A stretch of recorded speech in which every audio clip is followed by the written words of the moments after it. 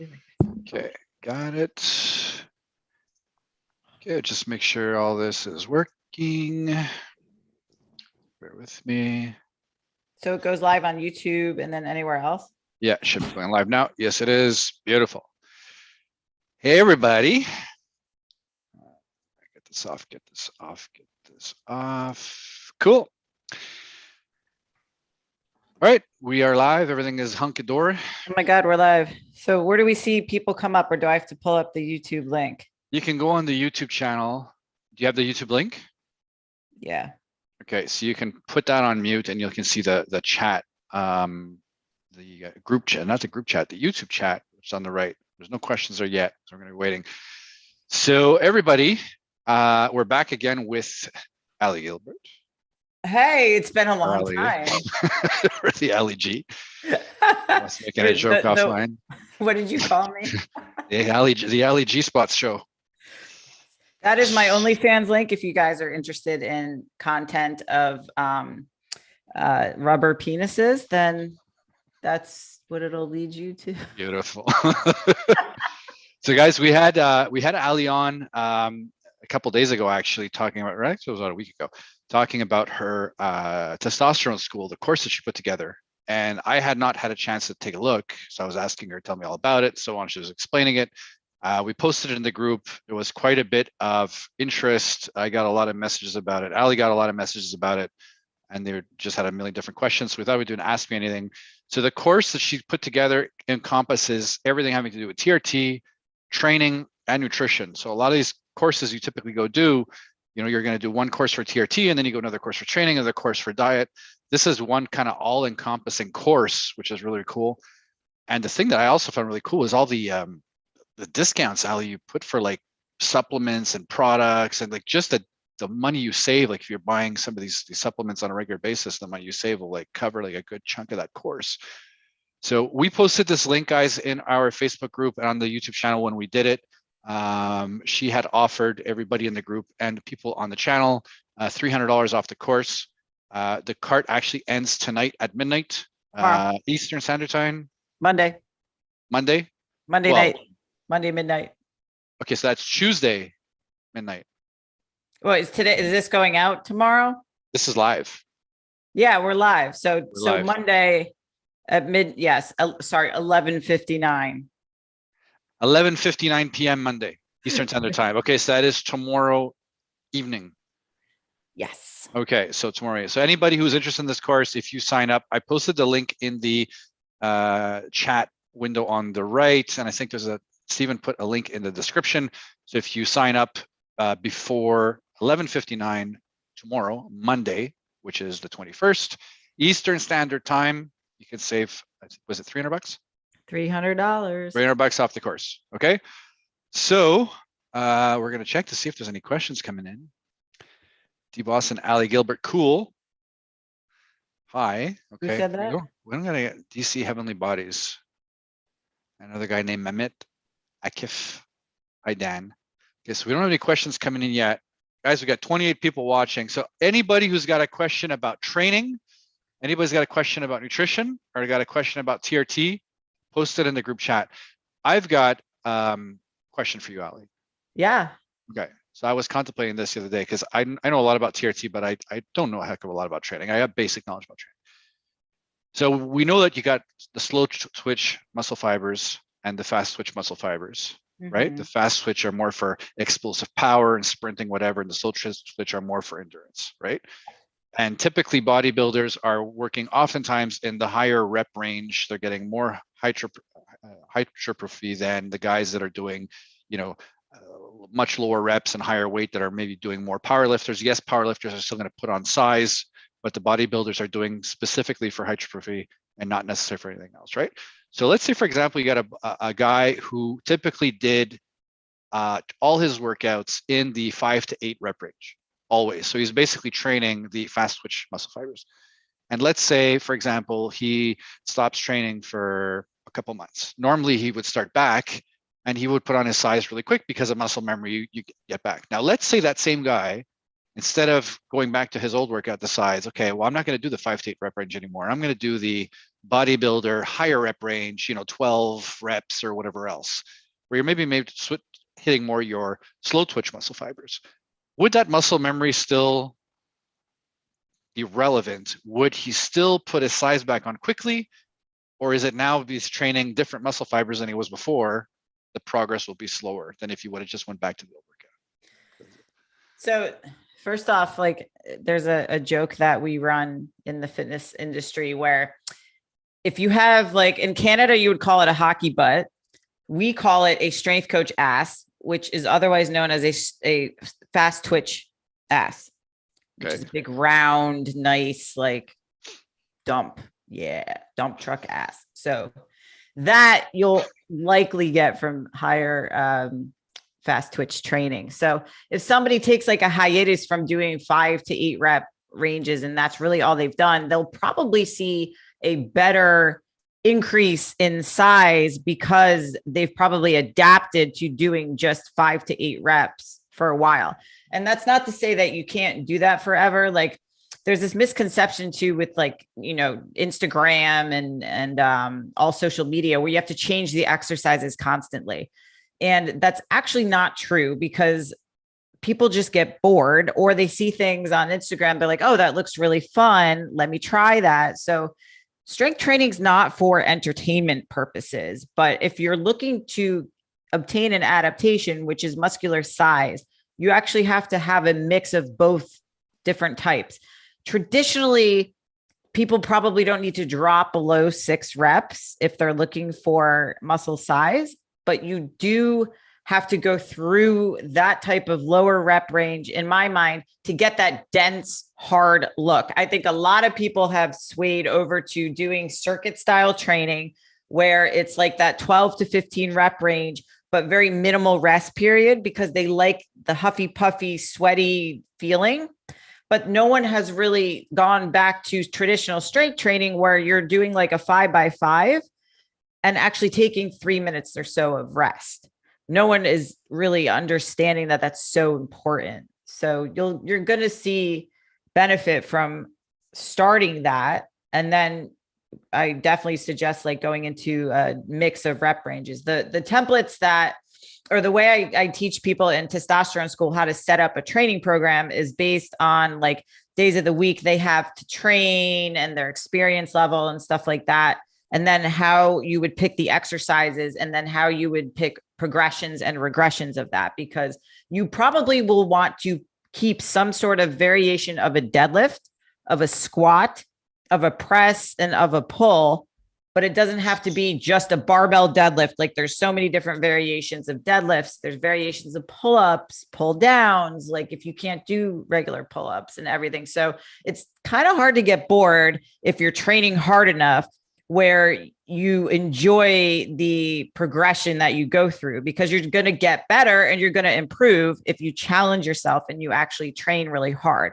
So that's a big factor with it too. Like people really need to train hard to obtain any benefit from any rep range, because sometimes people just stop. Like I'm going to do 15 reps and I'm going to stop. Okay, but what if you can do 20 or 25? Like you're leaving a lot on the table if you just stop when it starts to hurt because you can't push through. Like people don't know what failure feels like too. Yeah. So, do you typically do the high reps and low reps in a given week, or do you sometimes go through periods where it's like I'm focusing on the low reps now, and then I do weeks of high reps, or maybe you're doing like 1 week high rep, 1 week low rep? Or how do you approach that? So it's dependent on the goal, but like, again, if somebody's looking for physique changes, all right, where are they starting? If they're somebody who is a seasoned lifter. So I think a lot of people who are in our group have been lifting for a while, but maybe they've been doing the same type of workout for a long time. And maybe they've kind of plateaued. They just do body part splits, like Monday's my chest day, as it is in every gym in the world. And then, I do back and then legs and stuff. And I push my guys towards more upper lower splits. And then as they advanced, maybe they can do like quad day with a upper pull. And then you can break it out that way. But the phases that they will go through. So if they have very poor aerobic condition, I'm a big proponent of having a platform of good aerobic condition, which does not mean you're doing marathons and running and all that stuff. You actually can train that with higher rep ranges from 12 to 15, maybe 15 plus, and then play with the rest periods. So it's all about really the rest periods. And then once you filter through that, we'll call that like a general prep phase. Then they can start with more of a hypertrophy phase where the reps lower a little bit. So you're at 10 to 12 and your rest periods are probably 60 to 90 seconds. So I think people had a hard time going beyond 60 to 90 seconds, or they rest too long because they do a set of like bench and then they sit there for like 5 minutes looking at their phone. And that's great if you're a power lifter training in very low rep ranges because of the taxing on the nervous system. But if you're just looking for physique gains, you're better off going with the 60 to 90 seconds, hitting the 10 to 12, 8 to 10 rep range. And a lot of the bigger lifts like deadlifts and bench and stuff that involves a barbell does not necessarily need to go beyond 15 or so reps. You want those lifts to be a little bit harder, hence a little heavier, hence a little bit lower reps. But accessory work, so things like curls and dips and stuff like that, can be higher reps for sure. Got it. Understood. Okay. So some questions coming in. Yes. Actually, there's quite a few questions coming in. Oh, right. Are they all TRT ones? Do you have nudes? Really? Did someone say that? No. Oh. Okay. This is an inside joke. People don't worry. She's not going to get offended. Do you think DHEA should be added along with testosterone therapy? I mean, if you're low, right? That's the consensus. So I was originally told that if your serum levels were low, that's when you want to top it off. And now the general consensus has started to change a little bit. Take it if you take it and it makes you feel better. So, you know, if your levels are measurably low, you can consider supplementing. You know, potentially a good idea. But even if your levels are low and you supplement and you say this stuff is not making me feel as good as I was feeling before, stop it. If you take it and it makes you feel better, take it. I've tried off and on so many times, and it's clear to me that if I take 25 milligrams a day, I feel better than if I don't. And if I take 50 milligrams a day, I seem to get more acne. So 25 for me is like my ideal dose, but everybody needs to experiment to see what works for them. Okay. But how long did you try 25 milligrams before you realized, okay, this works? 3 months. Just that needs to be said, because usually people try things for like a week, just like they do training programs. So yeah. So when I would stop, and then I would wait and see what happened. And I noticed within a week, I'm like, yeah, I'm starting to feel something is off. I can tell. And I would add it back within a week. Oh, yeah, I'm back. And I kept testing back and forth. I'm like, no, I can demonstrate that this is having a beneficial effect. Eric Westland, hello. Varicose has perhaps causal teaching. I've varicocele grade 2, which has perhaps caused low testosterone. Will treating varicocele reverse my low T symptoms? I don't know enough about that, frankly, to answer. And if Ali, you do, by all means. I have heard of people doing treatments for that. Now, does that fix their low testosterone issues or not? That I am not sure. Okay, so I'll have to. Another thing I'm gonna have to go learn. I had a client with one, but he didn't like. I think there's a surgery you can get. I have to ask Jordan. I forgot. Yeah, there is. So DC Heavenly Bodies, you're asking again about the DHA. So we just replied. At Ali Gilbert, what steroid is the best for a woman's libido and sex drive? Okay, so are we going into? I thought we didn't discuss that on this channel, but yeah, well, we don't really discuss it in the Facebook group because there's a lot of physicians associated with it. On this channel, we can kind of make exceptions, so. I mean, and we're both non-medical practitioners. We just play them on Facebook. So. That's right. So is there any type of anabolic that maybe a woman can take in a low dose that helps with libido and sex drive? If she hasn't taken testosterone, just start there. I mean, honestly, I've been on TRT like a year, and it definitely helps. And I think that's one of the missing ingredients, because you and I see all the time, like once guys get optimized, then they're like, okay, how do I get my wife on board and my girlfriend on board? Absolutely. And then everyone tells them to go to like marriage counseling. And we're like, no, it's really not like it's really easy fix if you can just get her optimized. But testosterone is not something that the FDA like approves for women. So you're going to, just like any TRT place that is competent, you're going to have to go out of pocket to a practitioner that understands women's hormones and the anti-aging route, and isn't just dispelling pellets because they're very great to monetize. So I'm on injections of propionate because I have a practitioner who is evolved. So I would suggest finding somebody like that, unless Danny, you know, someone, some other route.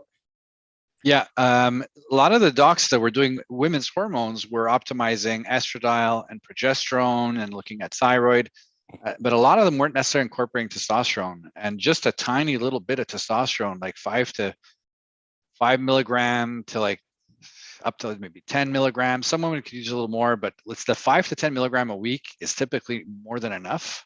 You can do the enanthate route, or like Ali was mentioning with propionate. With propionate, it's a shorter half-life, so you got to inject it more frequently. So are you doing that every day? Are you doing that every second day, Ali? Or I do it every other, well, 3 days a week. Is that every other day? 3 days a week? No, it's not the same. 3 days a week is 3 days a week. I had an argument on Reddit with a bunch of people who told me that 3 times a week and every other day are the same. And it's like, there's 7 days in a week, guys. 3 times a week is 3 days out of 7. Every other day is every other day. It's half the time. Half of 7 is 3.5. So you take your weekly dose, you divide by 3.5. And over 2 weeks, 14 days, it's 7 injections in 14 days. And they're like, no. And I'm like, okay, did you go to a special school? Start there. Start with testosterone. And I think, you know, oxandrolone can definitely help with libido. I don't know any other compounds really, because some women do get a little lethargic with oxandrolone. It's kind of like, you know, if you try it, it's like, oh my God, this is amazing, then go ahead. I have seen some women that tried even at low doses, and after a couple of weeks, they're just like, oh, I just feel like out of it. I feel exhausted. DHEA is another one that women can take. It's pretty safe. Even 25 milligrams a day is fine. I have seen quite a few women that just added DHEA, and that made all the difference in the world. So start with the you know, the tried, tested and true testosterone and DHEA before delving into anything else. Okay, Ken Stevens, question on using progesterone cream scrotal application daily, 10 milligram for men on TRT and T4, T3, if low progesterone, high estradiol, but good free test for mild ED symptoms. Is it safe? Okay, Ken Stevens, I'm not sure why you want to take progesterone cream if you're having ED issues. No. Progesterone works great for guys that maybe had like a traumatic brain injury, concussion, guys that are really, really prone to anxiety. Progesterone is kind of like a calming hormone in a way. But if you're saying, you know, I've got ED symptoms, the last thing you want is more calming hormone. So I wouldn't necessarily go with the progesterone. You're talking about, you know, high estradiol. I don't know what you mean by high, how high, and high for who. You're taking daily 10 milligrams a day of TRT. So, you know, you're saying good free test. If you want to tell me what your free testosterone levels actually are and what you're calling this high estradiol, because everyone else says, oh, my levels look great. So, and I have, you know, my dick doesn't work. What should I do? What are your levels? What's your protocol? What do you? He's at 70 milligrams a week. Yeah, 10 milligrams a day. Now, 10 milligrams a day, guys, for most guys is borderline chemical castration, unless you're like a hyper responder to testosterone, whatever. That's the first thing I would look at. Yeah, we're getting a lot of questions for TRT. Okay. I've started sub-Q twice a week after doing. Okay, I'm just gonna answer this one here. I've started sub-Q TRT twice a week after doing 2 years on TRT injection. Well, sub-Q is injection, but okay. I feel so much better on sub-Q shots. Why would that be? Thanks from the UK. The theory is that for some guys, they do intramuscular shots and the testosterone hits the bloodstream really quick and they feel off. with subcutaneous shots that you're doing in the belly fat, the school of thought is that it's a bit of a slower release. It doesn't hit your system quite as fast. So you've got, it's not quite as abrupt. It's a little bit more kind of smoothed out. And some guys do get some benefits from that. So do what makes you feel your best. If you're doing sub-Q and it makes you feel best over IM, intravascular, do that. If you feel better doing intravascular, do that over sub-Q. Whatever makes you feel your best, we're doing this to feel our best. Okay, so forget the numbers. If it makes you feel your best, do that. What's the best way to shed? What's the best way to shed water weight while on TRT? I don't know if you want to answer that one, Ali, or lots of series of questions. I think it helps to know like where in the process someone is, because that's usually the biggest complaint when at onset, and you have to wait until obviously your level's stabilized. But if you're that worried about it, you can try like a natural diuretic like dandelion root or uva ursi or something like that. But honestly, sometimes, like, I don't know why doctors don't mention this to guys, like, hey, the scale weight is going to increase. A lot of the times it'll go up, but then if it stays that way and your hunger increases from going on TRT and you find yourself, maybe you're eating more and maybe not more of the right things, eventually it can turn to body fat, because a lot of the times we think it's water. And when a diuretic doesn't work for shedding water, that means it's fat and it doesn't go away. So drinking water, also, a lot of people are really dehydrated and walking around dehydrated. So adding electrolytes to what you drink as well, too, is something that's forgotten about. Sure. Yeah. I don't know. Guys, one of the big things, if you're taking weekly shots, so shots once a week, you wind up with a big spike on your shot day, and then it goes down, and then next week, so you're kind of going up and down like this all week long. That can definitely make your body hold more water. If you increase your injection frequency, so take your weekly dose and divide it a little bit more, instead of having this big peak and then down and big peak, now you're kind of going like this and like this and like this. It's a little bit smoothed out. You might notice water retention is a lot better. Agreed with Ali about the diuretic. A lot of these issues happen with guys that just started off on TRT, that their bodies are still adjusting. They wind up holding water, but once their bodies adjust to that new hormonal milieu, that water weight tends to shed. And again, you use the diuretic. Once it is gone, it typically doesn't come back. If it's coming back often, usually there's probably an issue with your protocol, insufficient frequency, maybe the dose is too high. You could have also some issues with liver that could be causing that as well. Can we build muscle without TRT? I have low T. Yes. The answer is yes. And I think we have to remember, we can't confuse TRT dose with combination of super physiological dose and other anabolics. So I have a lot of clients that are on TRT and I have a lot of clients that are not, and they have made tremendous gains in adding muscle mass. Now, you have to be patient because it's a lot quicker to drop body fat and a lot easier to drop body fat than it is to add muscle. Just ask Danny how hard it is to eat enough during the day to fuel what you need to do to train and build enough. So TRT will help likely with recovery and all the other benefits that we've talked about in the group, but it's not going to make you explode into muscles, because if it did, every single one of my clients would look like they have exploded into the Hulk. You still have to do the work in the gym and go through the same exact process than anyone else. If anything, it might actually make it harder because you got to work harder. So in that sense. Ali was brought up a great point about the diet. So a lot of you guys have been watching the channel know that I'm on a pretty hefty dose of testosterone. And the biggest critique I get is like, how come Danny doesn't look like a bodybuilder? Okay. First of all, I have no interest in becoming a bodybuilder. Okay, I'm doing this strictly for my health. Okay. Second of all, do I train? Yes. Do I train like a bodybuilder is? No. I'm training to just be in shape. But the biggest issue with me is the diet. I got a business to run. It's very, very, very involving. Very early in the morning, I'm at my desk, and once I get in, I'm not thinking about, oh, I got to go eat my oatmeal or I got to go have my steak. Or my wife brings me food to my desk. I'll go through the whole day. If she's out, I won't even, because I work from home. I won't even eat. Okay. So I can't say, well, let me get on a good dose of TRT and I'm going to train like a savage, but the diet isn't there. You can't out train and out TRT a shitty diet. Okay. So if people are looking at me like, well, how come he doesn't look, it's diet. Now I could get off the TRT, train like a, much better, maybe with the guidance of Ali, eat much better and have all my diet dialed in with the guidance of Ali. And I'll probably have a lot better of an impact on my physique than I would currently doing whatever rinky dink workout I'm doing and TRT, and my diet is shit. Okay. So the diet and the training are so profoundly important beyond anything else. My wife, Angie, has a coach now that dialed in her diet to the calorie. And just in a couple of weeks, you're looking at her and you're like, holy shit.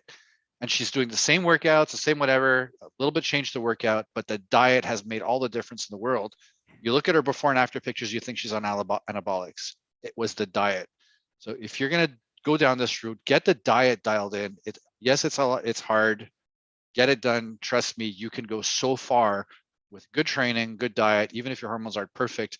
And once you've plateaued there, then if you want to address hormones after, get on TRT, then by all means. But don't think I'm just going to take TRT and I'm going to look like an Instagram model. Like, I'm taking on 300 milligrams a week and I don't look like an Instagram model. Okay. Like I just don't. The testosterone itself does not do that. Yes, there's some guys that are genetically gifted. You give them a bit of tea and they throw them in the gym on a shitty diet and they look amazing. But that doesn't apply to everyone. So don't get this. Yeah. And it doesn't happen overnight. And yeah. I even gave you training programs too, and you couldn't eat enough. Yeah. So I couldn't, you really, to say I want to have a really nice physique, you got to make the decision. I'm going to dedicate myself to this. I'm going to have everything calculated. I'm going to prepare my meals and have my training program. I'm not missing any training days, whatever. A lot of guys say, I'll just take the TRT. It's not going to do what you think. So, okay, there's two other TRT questions. I'm going to skip these two temporarily. And I'm going to go to a question more for Ali. Ali, what is the best way to train and eat for more vascularity? Ooh, I love veins. So obviously the leaner you get, the more, except you're like translucent. You got to get tan like we have in Florida. Yeah. Well, it's because I'm in like frickin' Canada. Yeah. But, my veins aren't showing right now. I don't know if you could see mine, but no, they're there. Showing. Yeah. But anyway, I would say don't go low carb. Now, again, this depends on how lean you are, but if you're over 20% body fat as a man, I would say that you'd probably have to go to a moderate to low carb diet, get lean first, then the veins will start appearing. And then when you put carbs back in and add more muscle, you will have more storage area for glycogen. And then you become really cool and veiny and all that stuff when you drop more water even. So I would say the biggest mistake that I see with guys is that they're afraid of carbohydrates, just like women are. So they will help tremendously with building the muscle mass that you need to get that vascular and veiny look. And if you are at the point where you are pretty lean, maybe like 15% or below, then if you go through a few days of carb depletion where you go pretty low, do a glycogen depleting workout, then you start filling yourself back up, or you go through like a refeed where you're, 300 plus grams of carbs. I mean, again, contextual, you'll start to see the veins come out, and that's where it's really cool. So I would say definitely doing pump work too. So pump work is what we were talking about earlier, where you're doing a little bit higher reps. So you're not going to see so much veinage when you're doing low, like 6 reps or less. When you do reps that are higher and do have that shorter rest period, you get more of a growth hormone response than you would with the lower rep ranges yield more of a testosterone response. So when you get a higher growth hormone response with adrenaline, with cortisol, with IGF-1 and testosterone, that does create more of that pump. And that's why you look kind of more filled out and stuff right after your workout. Awesome. Yeah. Boy. Question is, okay. I'm just going through these. Shed water can we build? Why is it so hard? Why is it so hard in TRT? Why it's broken English. Why is it so hard in TRT to find the formula to have good erections? Why is it hard? You mean why is it not hard, right? Dad joke. So why is it so hard? I'm trying to find that question, but basically when people think of their erections and they think of their sex drive, they always think of testosterone as the only thing that affects that. And your erection is definitely affected by two other things aside from the biochemistry, which is testosterone. There is the brain side of it, which is your brain perceiving anything as a stressor, whether that's training too much, training too little, eating too much, eating too little. And then there's the blood flow aspect. And I would say Jordan is great for dealing with a lot of the blood flow issues. But when it comes to the brain issues, understand how your body perceives stress. It does not think, oh, rock hard boners and procreation are going to be my priority right now, when it thinks that you might die or you are starving, because it doesn't know the difference. And so the analogy that I always like to give is if you're doing a 1 to 3 RM squat, you are mid rep in this squat, you are grinding, you don't want that spotter to grab the bar, so you are literally veins popping out of your head, you look like you're about to explode, your eyes are completely red and all bleary, and you're almost there, and your love interest walks in front of you naked and was like, yo, let's go get it on. I think it's going to be a little bit difficult to switch gears and obtain an erection mid-rep of a 1RM squat. And the reason for that is because that is the same type of feeling that your body feels when you are under stress. So shifting gears like that, you have to be in more of a parasympathetic, state to obtain an erection, where ejaculation is very sympathetic driven and fight or flight. So thinking that it's just a testosterone issue is not looking at it from the whole aspect of the fact that stress is a massive, massive player in it. If you think about the pandemic, I know, Danny, you were talking about how everyone questioned their protocol during the pandemic. Everyone questioned, they wanted Cialis. They thought that something was wrong with them. Like, this is where a lot of issues stem with younger guys, where they think something's wrong with them because they have issues with their erection, but they're so stressed the hell out that they don't realize that it plays a really big role. Yeah. Imagine all these videos that I do and learned through that pandemic, and I was getting to a point of really high stress. And I was like, hey, libido's off, erections. Should I adjust my dose? And I start taking my dose. I'm like, you idiot. Like, no, it's not the dose. Like, you're fucking worked up like crazy. Like, it's not. There's nothing I could do in my protocol. I have to treat the stress. And for your thing about the love interest, like I train at home and my wife trains at home, so that happens to me all the time. And I'm in my middle of my rep, and it's true. It's like, I'm sure when you walk, naked in front of her and she's squatting, she's like, "Get the fuck out of my way." Pretty much. But yeah, guys, erections are not just tied to testosterone levels. Okay, so it could help, but it's not everything. Yeah.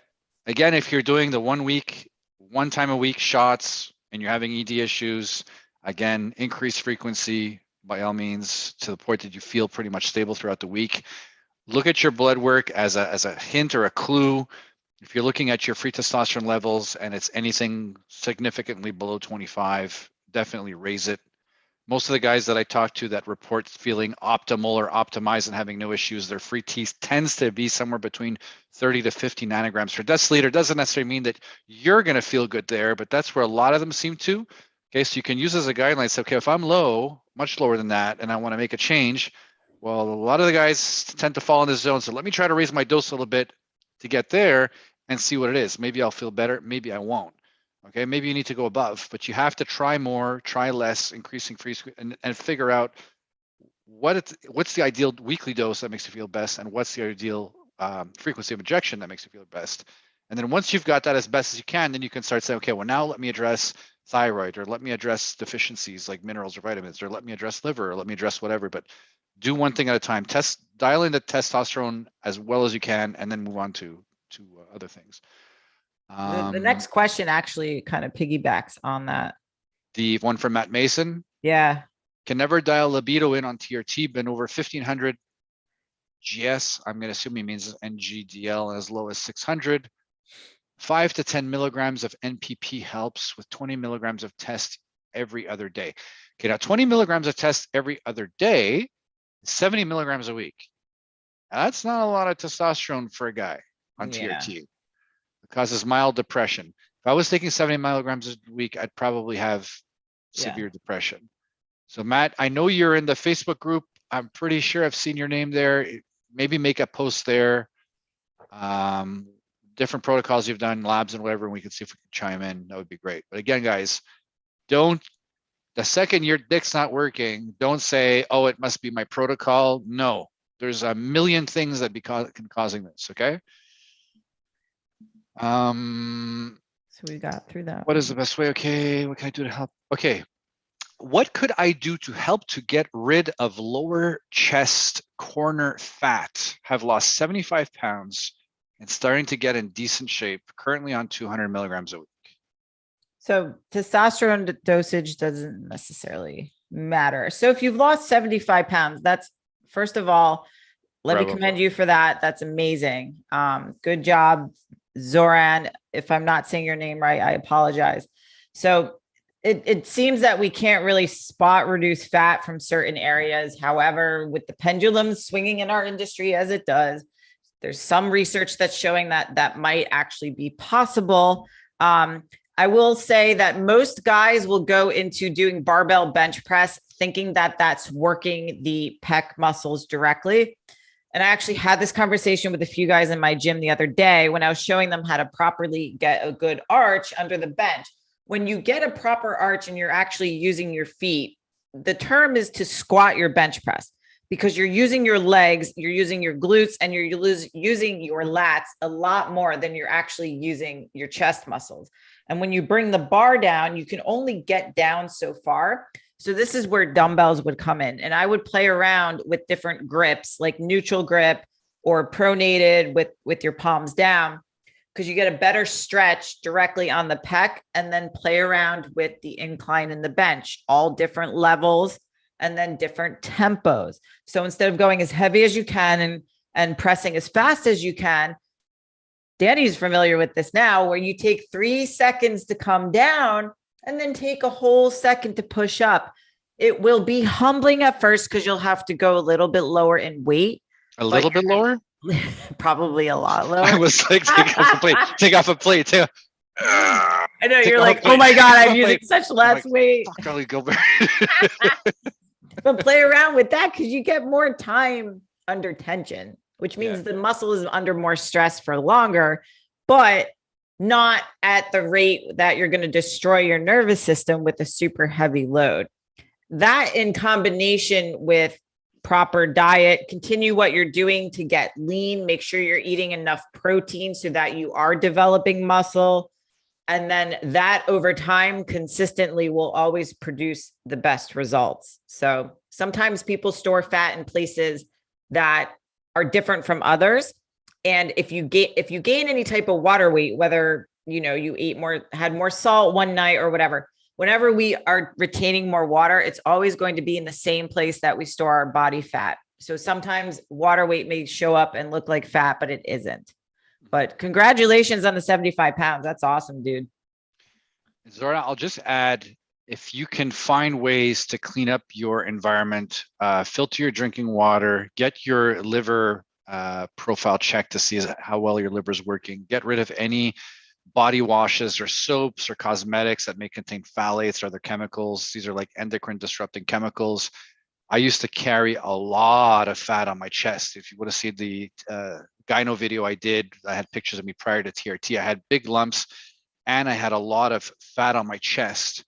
And changing some of these things in my environment, what type of soaps I use now natural deodorant and natural soaps and whatever else, has made a really big change in my fat distribution. I'm not just storing it all here like I was before. It made a really, really big difference. So you can try looking into stuff like that. There's some funny questions from poor. Are there HCG tablets? HCG, what's his name? Kushal. HCG is meant to be injected. Don't take Yeah. HCG tablets. I They're don't even think fake. there are. Yeah, they're going to be fake. Okay, NC question on TRT. Oh, it is a TRT channel. You know, Surprise. surprise. 0.14 ml daily. Okay, 0.14 ml is not a dose, guys. Okay, because your testosterone could be 100 milligrams per ml, it could be 200 milligrams per ml, it could be 250, it could be 300, depending. So 0.14 of what? Okay, 0.14 ml is not a dose. Daily for 6 months, levels at 700. Okay, levels at 700. If you're on TRT, your doctor doesn't know what he's doing. Yeah. Doctor took me off anastrozole. 60 days later, I gained 20 pounds and my estradiol was 78 and test was 1250. He said, cut test in half. Didn't address the weight or estradiol. Okay. Your testosterone went up, right? Your estradiol went up. That's what's supposed to happen. As you raise this one goes up. If you lower this one goes down. So you raise T and you're like, how come my estradiol is so high? Because that's what it's supposed to do. It's supposed to follow this. If you raise your dose even more, your estradiol is going to go up even more. Completely normal. Don't worry about it. If the number freaks you out, stop measuring it. Doctors wanted to cut your dose in half. So your total testosterone right now is 1250. Your doctor wants to cut it in half. Please fire your doctor. Okay? Like, fired. I hate that. Whenever it goes over 1,000, everyone freaks out. Yeah. Please fire your doctor. You're not in good hands. I can't spend an hour and go through everything for you, but you need a proper practitioner. If you're in our Facebook group, make a post. There's a number of them we can refer that are really good, depending on where you live. So this guy doesn't know what he's doing, period. ID Kid, Danny, is there a way to increase your load volume at orgasm while on TRT? This is Ali's favorite topic. Yeah, it is. It seems silly, but I know that there's a difference, and it's one I miss. I see supplements saying they can, but don't know if. Okay, Ali is our load expert here. So Ali, what can you tell Dude, you? I always ask, like, I mean, I think guys like this more than women. Like we really don't care so much. Similar to when your balls shrink and you want to rectify that with HCG, like it makes your, your penis look huge or bigger. And balls just get in the way, but this is about load volume. And honestly, that's not my forte as far as supplements and everything. So I've seen actually somebody really went at this topic, like I think last year or something, claiming that his wife really like demanded bigger loads. I had nothing. I really had nothing. Yeah. So that most women are going to say, I don't care about ball size as long as, it's working, right? Yeah. I have seen some guys have messaged me saying, I can't have them small because my wife isn't going to be attracted to them. I need to have bigger balls. And they're taking HCG strictly because their wife has a testicular size fetish. And apparently if they're small, maybe she looks at them less as a man, which I think is silly. That means your wife really has you by the balls. Like, correct. Literally. In regards to load volume, you'd figure, who cares? There are some guys that have messaged me to say, when my load volume goes down, my wife thinks that maybe I'm like jerking off all the time, or that somehow the amount of the load is directly correlated to how turned on you are. So she's seeing like just a small little bit come out, and so she's assuming, okay, well, I guess you weren't all that turned on because look at that's all you made, that's all you were capable of. So there's a lot of education on the women's side, just as much as the man's side. No load volume is not significant, really, of demonstrative of anything. Most guys report having increased load volume when they take HCG. That seems to be the biggest one. I have seen guys, and I'm actually one of those guys, where somehow the more I bring up my testosterone, the bigger the load, which shouldn't make sense. I haven't quite figured out why, but I have a number of guys that have told me the same. Pineapple juice. Pineapple juice? Wasn't that like a thing? Or is that for the taste? Well, maybe for the taste. Yeah. Sorry, I don't know if that's a miss or what, but yeah, typically HCG is your go-to for this. There may be some other stuff that helps a bit, but never as much as HCG. But now HCG is harder to get because it's been reclassified as a biologic and the licensing has changed and blah blah blah. But that's typically your go-to if load is like a big priority for you. Can I just say something about that? Yep. So you're getting messages from guys who are worried about the load size because of the woman, who have basically turned their insecurity onto the guy. I've seen both. The guy that maybe has his own insecurity, and a guy that says, when my wife sees whatever, she just assumes that I'm, jerking off all day long. So when she gets home, she's like, that's all. Like the tank is empty. Yeah, type of thing. Or maybe you're cheating on me because if you weren't, there would be more load. And so the whole sexual tension between couples, sometimes they wind up coming with these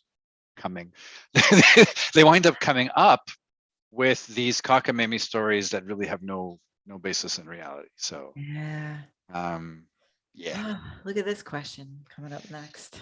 The one from Ed McKay. Yeah. Actually, I'm gonna skip Ed just temporarily because Cool Dude did a super chat. Super chat. Thank you. Viagra low E2 last test 187 milligram per E2 came as 15. Last test 170 milligram per E2 came at 50. So am I Cool Dude? Are you saying you're taking 187 milligram a week of testosterone and your E2 is 15? I know that Cialis can lower estradiol a bit. I'm not sure about Viagra. I can't answer you there because most guys are taking Cialis 5 milligrams a day for the cardiovascular benefits and the better erections and better blood flow, but they have noticed that it brings down E2 a little bit. I don't know if Viagra does the same. So I would suggest if you can try not taking the Viagra, and then after a while you can test your E2, and if it's gone up, you'll know it was that. If it hasn't gone up after that, maybe you've got aromatase deficiency. I also don't put a huge amount of weight on E2 numbers to begin with because it's a paracrine intracrine hormone. It's made in the tissue. We're only getting a little bit leaks back in the serum, so measuring it is kind of pointless. But agreed, if you're only measuring 15, you likely have very small amount in your serum. So, is it the Viagra? Is it something else you're taking? Maybe you're taking high dose zinc. So many guys don't realize that if they take a lot of zinc, it brings down estrogen. If I take 50 milligrams of zinc a day, it'll crash my estrogen within about 2 weeks. There's a number, even high dose vitamin D. Some guys are taking 5,000 IU vitamin D and they think it's got no effect. It can have an effect on estradiol. It can have an effect on libido erections. If I take too much vitamin D, my libido erections are gone. Okay, so be very, very conscious about everything that you're taking. Some of these things can have an impact or an effect that you would have had no idea that it did. Okay, so Cool Dude, the only real way for you right now would be to test it without taking Viagra and see what impact it has. So let's jump on Ed McKay's. I know he's in the Facebook group. I drink C4 energy drinks. Isn't that an explosive? No. I'm on a roll here. See, I drink C4 energy drinks and noticed that they advertise beta power on the can. If I keep drinking them, will I become a beta male? If I want to be an alpha, do I have to double my test dose? He's just looking for a reason to double his test dose. So yeah, I'm going to say yes. Yeah. Yeah. Yeah. The beta power, is that the one infused with soy, Ed McKay? So yeah, I infused his with soy. Okay, but good. Nice one, Ed McKay. Ali, have you ever taken Tren? So 2 years ago, I was like, I want to try Tren. And I took one shot and like 2 days later, all the water weight. And I was like, I'm done. Like, no, thank you. So one and done, baby. Cool. So yeah, it scared the crap out of me too. Like it's scary.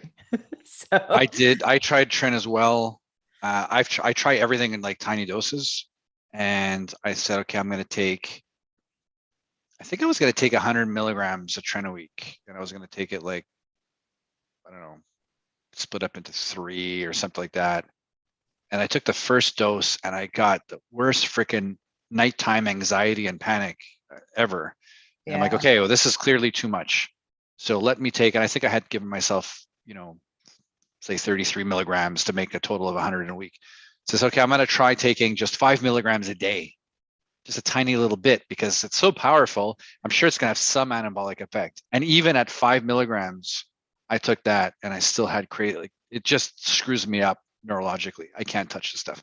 Some guys feel like gods when they take the stuff, and some guys, they get really, really, really, really screwed up on the stuff. So please be careful. No, we don't talk about tren in the Facebook group. No, it is not a prescription medication. Yes, it is an underground synthetic derivative of testosterone, and it's strictly used by bodybuilders for mass. Okay, so this is not something that people on TRT interested in health are trying to implement into their protocols. Okay. Sandwiches. You guys need to interview more plates, more dates. So more plates, more dates. I did a video on him once. I probably didn't like it because I was kind of bitching him out about something, but he does know a lot of stuff. Derek is definitely brilliant. I did message him once to say if ever he wanted to appear on the channel, have a chat.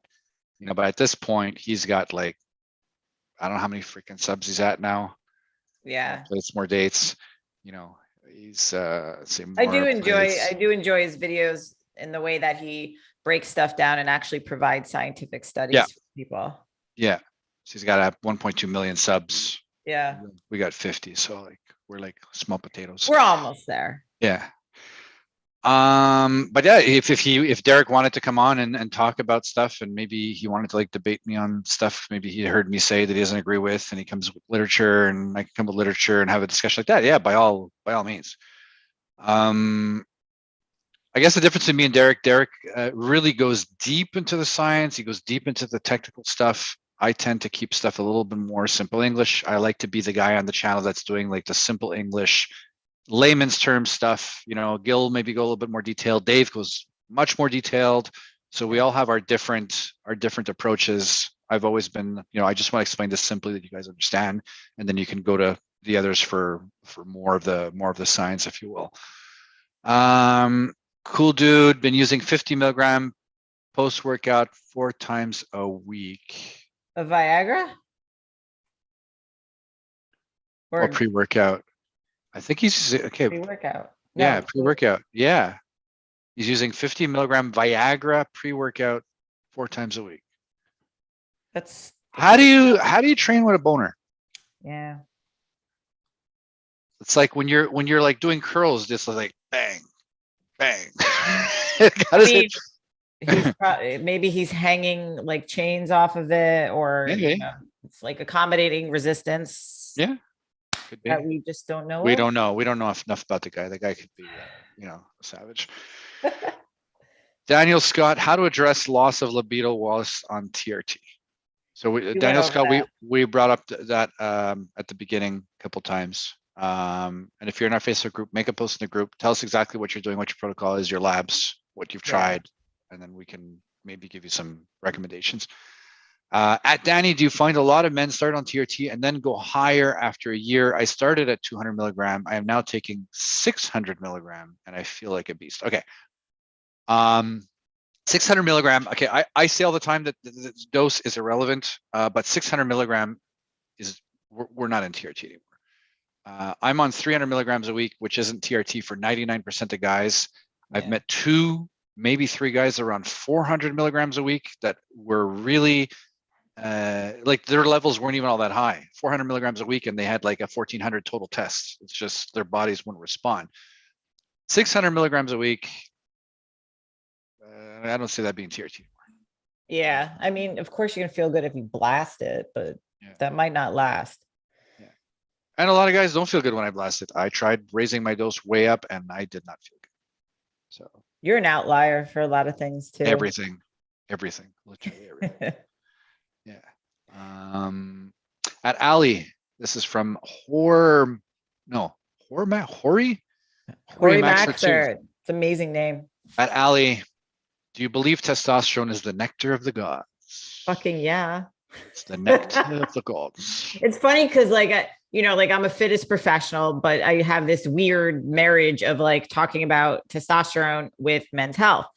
And a lot of people are like, but sometimes it might come across like you're promoting TRT or whatever. And I'm like, good, because I always say in all my lectures and every seminar, in my opinion, it is inevitable that every man should and will end up on testosterone replacement because it does that much good for guys. Mm-hmm. So anything I can do to fight for you guys, to be an advocate for your health, to direct you towards the right practitioners that we have in the group and to get your questions answered, I'm going to do it because that is what I do for a living. And that is what I live and breathe for every day. So yes, it is the nectar of the gods. It's amazing. I will drink it if I have to.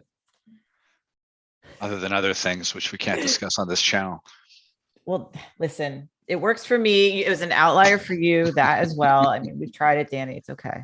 Okay. You can admit it. Speaking of those, she finally caught on. Juan Wilmore, does testosterone harm kidneys long term? Testosterone does not harm kidneys. Okay, if you're on a lot of synthetic anabolics, like the trend we discussed earlier and a bunch of other stuff, will that harm kidneys after time? Yes, it can. Testosterone alone does not harm kidneys. Kidneys can be harmed by a number of other things. I've seen some guys get their kidneys destroyed by having ridiculously high amounts of protein every day.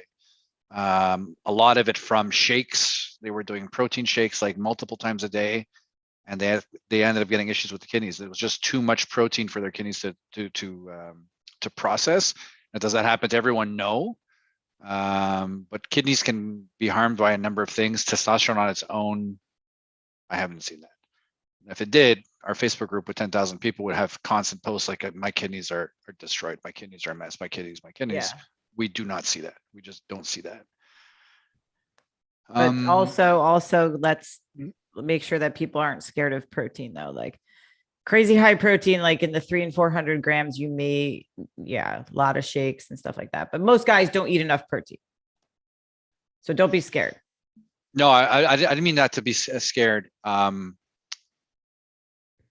I think that there's a couple of particular people that I spoke to that brought up kidney issues, and I think the common denominator was they were not drinking nearly enough water, so they're just eating protein, but very little water to help flush everything out. So I've seen this from time to time. People reporting kidney issues, not necessarily from testosterone, but more due to whatever they're eating, what they're taking, maybe medications they're taking, whatever else. But yeah, don't get scared of, because there are doctors that are like, oh, don't eat too much protein, it'll harm your kidneys, to like perfectly healthy young guys. Yeah, but I think there's a huge difference between eating a ton of protein from real food, versus I'm drinking 400 grams of protein a day from shakes. It might make you fart a lot too. Yeah, it might make you fart a lot too. At Ali, what type of men do you go for? I like these very silverback looking dudes who have facial hair and are quite intelligent and athletic. Cool. And who are optimized. Yeah. That's that extent of it? Minimal hair. Okay. I mean, sounds like Charlie. Yeah. I mean, I'm married. So if I described any other guy, there might be some questions I'd have to answer later. Right. So we just happen to have the same description. Yeah. It's purely coincidental. Purely coincidental. I have not been paid a dime. I swear to God. Blazer B, what do you mean the diet? You mean getting sufficient protein intake? Was she on a deficit, a bulk? What do you mean, man? Dude. Oh, maybe he means when you were talking about Angie getting dialed in. You mean getting sufficient protein? Was she on a deficit, a bulk? What do you mean, man? Maybe he was talking about Angie. So Blazer, if you're talking about the statement I made earlier about my wife, Angie, you can look her up on Instagram, Angie Bossa Official. She was eating well. She was eating healthy. Her diet was always focused on protein. The difference now is that every single meal is pre-calculated. She's going after a very specific macronutrient ratio. The timing of the macronutrients is very specific, and that has made a huge difference. She's putting on muscle it's unreal. You'd think she's on gear. She put on 1.5 inches on her quads in a week. Like it's ridiculous what she's able to accomplish, and it was just a diet. She's also got amazing genetics. But so if that's what you were asking, Laser B, then cool. Eric Westland, Ali, can you gain muscle size on keto and eating 2 to 3 times a day doing intermittent fasting? Okay, so those are 2 different questions. I think we need to define keto, because I think a lot of the times we refer to keto as being low carb, and true keto is very low carb, very low protein, and very high fat. So funny enough, my coach, Luke Lehman, has figured out how you can basically train, eat much higher protein and higher carbs than a traditional keto diet would call for if you're training hard, because you can still put yourself into ketosis if you're training hard enough. So it's keto by definition is going to be contextual in this arena. So can you build muscle doing we'll call it a lower carb diet? Yes. Is it going to be the most optimal way? Inevitably, probably not. You do get a very big boost of energy from using carbohydrates. So remember, the keto diet, the traditional keto diet, was made for people who are sedentary, who have neurological issues, and it works very well. Or if somebody says keto worked really well for me, it traditionally would have worked for a very short period of time to where they end up it not working so well. So one of my coaches who works on my team, his name is Will, and he came to me as a client doing strict keto, measuring ketones pretty much daily for about 5 years. And he felt like death. He started to look skinny fat, and he hated that he felt very deflated. You're not going to be vascular and veiny on a lower carb diet. You're not going to be as pumped up or full. So we built him up to where we got him up to about 700 grams of carbs, and he has been on carbs ever since. And this was about 4 or 5 years ago. And so now he's vascular. He has a lot more muscle size. He feels a lot better. His energy is a lot better. So I would always encourage people to involve carbohydrates in their diet, obviously, aside from any blood sugar issues, diabetes, stuff like that, which we can all approach differently. Now, getting to your question with intermittent fasting. So eating 2 to 3 times a day with intermittent fasting, I'm going to assume you're doing something like a 16 to 8, which I would more call time restricted feeding. So the issue a lot of people run into with this is they can't get enough calories in within those 2 or 3 meals, or whatever feeding window you've set for yourself. So say you have to hit 2,700 calories a day. Splitting that up into 2 meals is a lot of food. And if it's a lot of the right foods that you should be eating, that's a shit ton of food. Not everyone has the best gut health on earth. If you can digest that, hey, dude, more power to you. But I would say if you're looking to put on size, you're probably better off splitting that up into 4 meals, at least maybe 5. We don't have to do the every 3 hours. Otherwise, your muscles will fall off BS anymore. However, I think if you struggle to get your calories in within a certain window, then it's not going to be helpful to restrict that window, especially if your calories will only be going up, essentially, if you're trying to put on mass. Beautiful. Guys, I got to reiterate that Ali put together an amazing, amazing course. If you look in the link in the description of the video, Testosterone School, there's a link there. Teaches you about training, teaches you about nutrition, and all about TRT. On the TRT side, I know there was Gil, Jordan, and Dave, I think, that had contributed. And Jim Brown, yeah. And Jim Brown. Okay. So it's a pretty complete course. Again, her cart is going to be closing tomorrow, which is Monday, the 21st at 11:59 p.m. Eastern time. If you sign up before then, you save $300 off the course.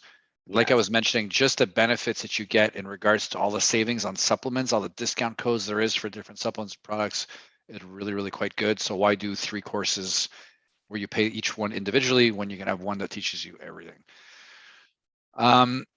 Nathan Keating, is HCG worth it? For what? I don't know. Big loads. For big loads? If you already have a big load and you take HCG, we have a bigger load. I don't know. You have to try it. Is your sperm count low and you're trying to be fertile? You add HCG. Will it increase fertility at a proper dose? Yes, it will. For other guys, it increases libido and erections. For other guys, it does not. So again, this is something that you can try. And if you feel better on it, take it. If you don't feel better on it, then don't take it.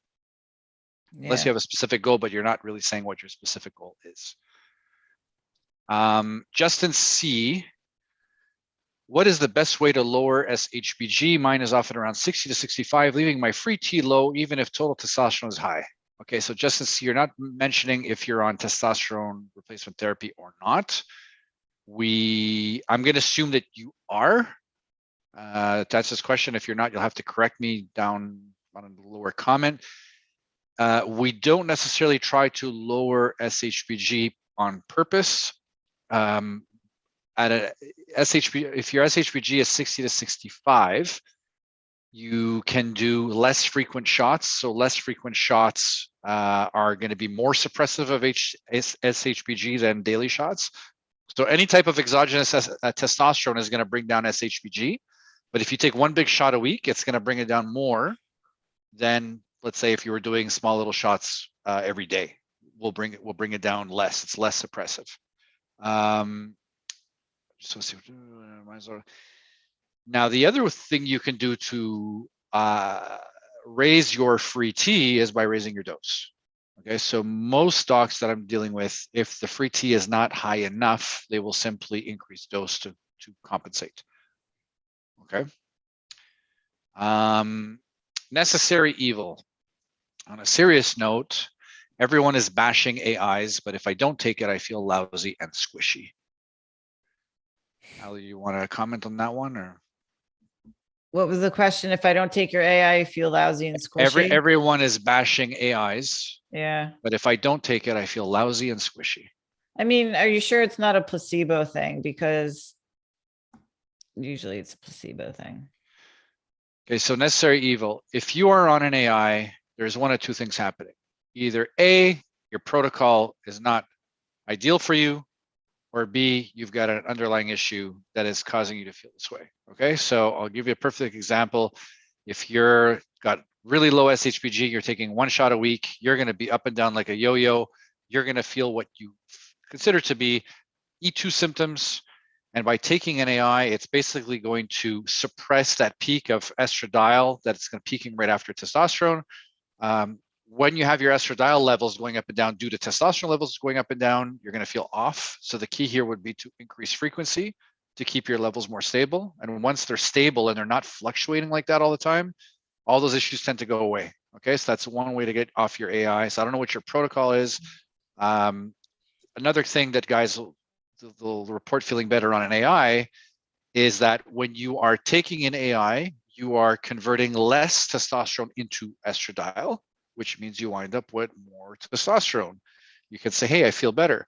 When you're not taking the AI, now you have more testosterone that's converting into estradiol, which winds up with less testosterone. You might say, oh, it's E2. No, your testosterone levels have dropped because now you're off your AI. So that's another thing to take into account. And the other thing is liver function. Thyroid is a big one. Liver function is a huge one. Liver function, that's where estrogens are metabolized. So if your liver function is poor, you'll have a buildup of these estrogens, not just estradiol, but all the phytoestrogens, estrogens. And by taking an AI, you're going to maybe lower that estrogen load, but it's not necessarily good for your health. Aromatase inhibitors were designed for women with breast cancer. Okay, they were not designed for men on TRT. We have no literature where they're giving aromatase inhibitors to a man on TRT and it's improving their health. It's quite the opposite. And everyone where they bring their estradiol levels down, we see harm. In the studies where we're raising testosterone, therefore raising estradiol with benefits.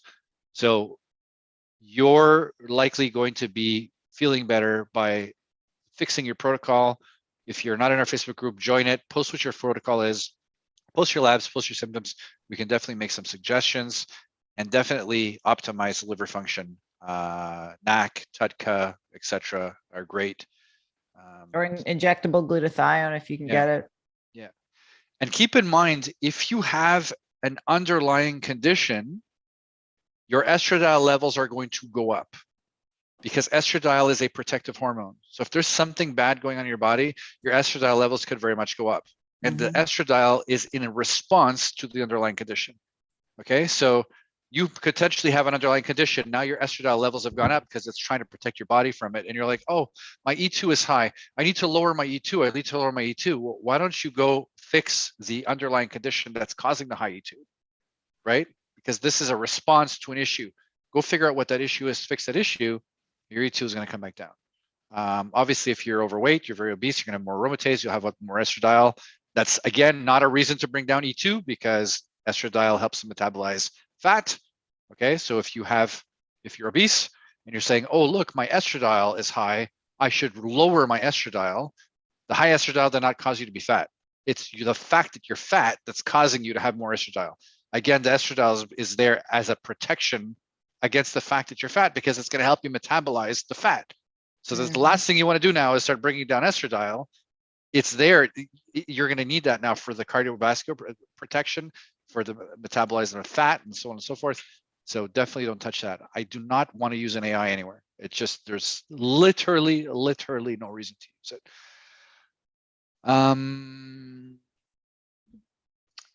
I bench 405. Oh, you lucky bastard. My doc wants to put me on TRT, but I don't agree with his protocol. He wants me to do 100 milligrams once every 2 weeks. To me, that seems too low, and I'd just be wasting my time. Is it wise to start that low? No, it is not wise to start that low. 100 milligrams every 2 weeks is equivalent to about 50 milligrams a week. That's chemical castration. So you want to castrate yourself? Do that. You will have lower levels than you have now, and you will feel worse. Ideal starting dose is 150 milligrams per week, not 50 milligrams per week. Bare minimum is 100 milligrams a week. And even then, people will get on and after 8 weeks say, oh, I felt good at the beginning, but now I feel like crap. 150 milligrams split into twice weekly shots tends to be the ideal starting dose. 200 doc fired. Clomid 25, 3 to 20 minutes daily. Okay. I'll answer this one more, and then I'll try to find one that's directed more at Ali because most of them seem to be like TRT related questions. Sean Trotter, Clomid 25 milligrams a day, 3 times a week. Wait, Clomid 25 milligrams 3 times a week, 25 gram testosterone cream daily, testosterone plus Clomid. Is this a good protocol? In 2 words, fuck no. Don't take testosterone and Clomid. Don't. Why are you taking 25 milligrams of cream a day? Ideal dose for cream is 100 milligrams applied twice daily for a total of 200. You're taking 25. Okay, so you're taking like almost 10%, a little more than 10% of what an ideal dose is, and then you're backing it up with Clomid. Get off the Clomid, get on a proper dose of cream. Hammer, Salam, keep up the good work. Greetings from Belgium. Woohoo! Ooh. Okay, I'm gonna find Sylvain Fournier. Which supplements should I take and how much? Okay. That's a really broad question, but so I would say most people are on a lot of random supplements and nobody wants to take a multivitamin, which I actually had this conversation with Dave the other day, can be one of the most potent things that you take. It covers a lot of your bases. And again, you get a 25% off discount from Thorne in testosterone school, which is unheard of because they don't really do discounts. They put in their supplements what they actually say that they're putting in. So I would say a multivitamin, if you're not taking one, take one, and not one of these like one a day. I like Thorn. If you can't get Thorn in your country, get something that is probably 2 or more pills, because the amount that should be in a multi is going to not fit in one pill. I promise you that. Next to that, I would look at taking a fish oil, because that's usually a good idea, especially if you don't eat a lot of fish. And then it's beyond that, creatine's always a good idea. And then if you have sleep trouble, maybe some melatonin. We've talked about DHEA if appropriate, but you don't really need as much as you think you do, because a multivitamin does cover a lot of things that we can't really get from food. So other than that, without context, it's hard to answer what supplements and how much, but as a blanket statement, that's pretty much what you can start with. Yeah, because you're looking for supplements to build muscle, you're looking for supplements to lose fat, you're looking for supplements for energy, you're looking for supplements for better sleep, you're supplements for what, right? Test boosting supplements. Test boosting, yeah. Guys, by the way, virtually every single test boosting supplement is junk. Please do not waste your money on test boosting supplements. I'm going to say it one more time just in case there was static and you missed the audio or whatever, we got to cut off. Please do not waste your money on test boosting supplements. Don't do it. Stop it. Yeah. Stupid. Pregnenolone is one that some guys have taken and they say, oh my God, this is amazing. And others, not so much. I can't touch the stuff. I touch the stuff and my libido erections are gone like that.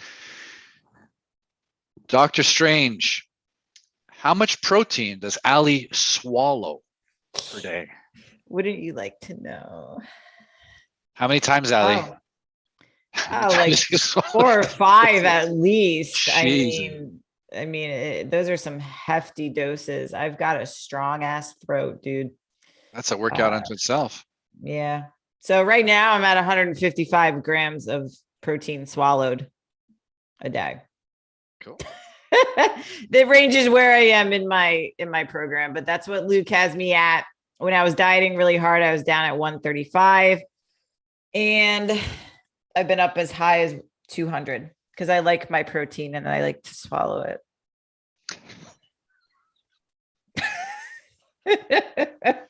You can't have me on this channel without innuendos.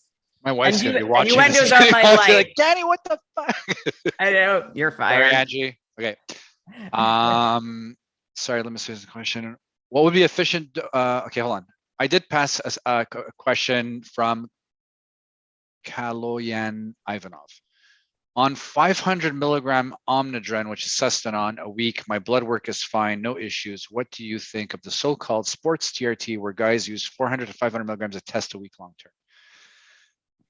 400 to 500 milligrams of test a week is probably higher than what I would consider to be sports TRT. And again, doses are relevant because on that 500 milligrams, are you getting a free T of, 49 grams per deciliter? Or are you getting a free T of like 149 grams per deciliter? I don't know what serum levels you're hitting with this. Okay. So like 300 milligrams for me is a cycle for other people. So just giving us a dose doesn't really tell us much. Now, again, the goal here is to take the minimum amount required to resolve symptoms. Okay, so you're raising tests. And once you get to a certain point, all my symptoms are resolved, I feel good. That's where you typically stop. Now, if you're going to keep going and going, what's going to be the outcome in decades from now? We don't know. So you can take that risk. Maybe you'll be fine. Maybe you won't. Why risk it? Again, if you want to take that much testosterone a week, it's your body, your choice. But I can't make any promises that, you're 70 years old and your health is, maybe yours will, and maybe the next guy not so much. So, how much protein does Ali swallow? Already answered that. I could answer it again if you need me to, but I'll pass. What would be an efficient dose of DECA for joints alongside TRT, which won't affect sexual function? Don't want DECA. Don't want the DECA. Now, some guys take DECA and they find an improvement of sexual function, and then others don't. And DECA can cause neurological issues in a lot of guys. I was also one of those guys. Again, if you're wondering, how come Danny isn't 240 pounds? He knows all shit about TRT and I can't take any of this stuff. I react badly to any of this stuff. Okay. And I can't raise my TRT dose beyond a certain point. I get insomnia. It doesn't work. Typically 50 milligram a week of DECA is often enough to give some kind of joint relief. I tried it at 50 milligram. It definitely had that impact on me, but I made the mistake that I was like, oh, I'm getting some size and I'm getting some strength just on the 50. What if I push it? What if I push it? What if I push it? And then I messed myself up. So if you're going to take it 50, I would also strongly suggest using NPP instead of DECA. It's got a much shorter half-life. You got to inject it more often, but at least if shit goes south and stuff starts to go wrong, you can stop it and it'll be out of your system a lot faster. DECA has a much longer half-life. So if anything starts to happen, it's going to be in your system a lot longer. So that is what I would say. Cool Dude is saying symptoms are acne and sore elbows. Okay, let me go back to Cool Dude. Cool Dude was asking about the Viagra. E2 came as 15. Using 50. Okay, so Cool Dude, low E2 can definitely cause sore joints. Yeah. Okay, absolutely. 15 PGML. I could see the sore joints. So quit the Viagra and just to see if that was what's having an effect. Maybe Google does Viagra lower estradiol. Again, I know Cialis does. It'll different guy for guy. And check out what other supplements you're having. If you're having a lot of zinc, I would ditch the zinc. If you're taking high dose vitamin D, maybe even ditch that for now. Just anything that can potentially lower E2, ditch it for now. Wait for E2 to come back, and then you can say, okay, let me test this one thing and see what impact it has. And you might find like, oh, if I take this one thing, my E2 goes down, and that's bad. Fred Mertz lost 39 in 8 months. I guess he means pounds. Awesome. 299 down to 259. Congrats. BMI 44 down to 38. Total T varied from 340, 236, 283, 294, 301. What do I need to get my BMI down to make a real difference with my testosterone? Ali, BMI. What's your thoughts on BMI? BMI is one of those like, all right, yes, it can mean something, but also it doesn't really take into account muscle mass versus fat mass. I would go more by like a body fat. Like if you can get below 25%, ideally below 20, it'll obviously work a lot better. But I think anything over 25, it's not going to be working as best. But I actually want to commend him for asking this question, because so many people think that TRT is what's going to get them to drop the weight and do all this other stuff. So doing all this work before and realizing that you have to become as resilient as you can and healthy as you can before starting TRT, like, dude, amazing. Nobody says that. Nobody does that. So, I mean, kudos to you for doing that and then asking that question. Yeah. Yeah, the BMI, that's just like going by the height and weight. So are, yeah, are they 3% body fat or 30% body fat? So yeah, just go by I think BMI I'm like close to being obese. I have like 50 kilos of lean mass, which is a lot for my height at 5'3". And so I'm considered almost obese. But then it's like, all right, I'll lift up my shirt and show you I'm not obese. Okay. But I don't deal with those doctors anymore. Okay, lift up your shirt. No. Is this like Angie, a PG? Angie, come get him. PG rated? Last one, okay. Edgar Rivera. I'm low def T. I'm low definite def T, but get amazing erections and I'm as good once as ever. Yeah. Scared to get on TRT. Okay, so you got amazing erections. So why are you looking into TRT? Clearly, you're not looking into for the erections. You might be looking at something else. You know what? I think maybe he's seen the post, because guys will post that they're dealing with erection issues when they first get on, and it's like this whole mess, because that could be scaring him off. But I don't want that to scare you off, Edgar. Yeah. Yeah. You're getting on TRT because you have symptoms of low testosterone that you don't want to necessarily live with for the rest of your life. So you want to fix them. Now, if you don't have any issues, why are you going to get on TRT? I don't know why you would do that. Matt Blevins, trend equals divorce in a bottle. Amen. To that. Pretty much. Let me see. Are there a lot of questions? Holy fuck, there's a lot of questions. Yeah, there's like 9 hours. Yeah. Okay, guys. How much longer you want to go on this, Ali? We're on.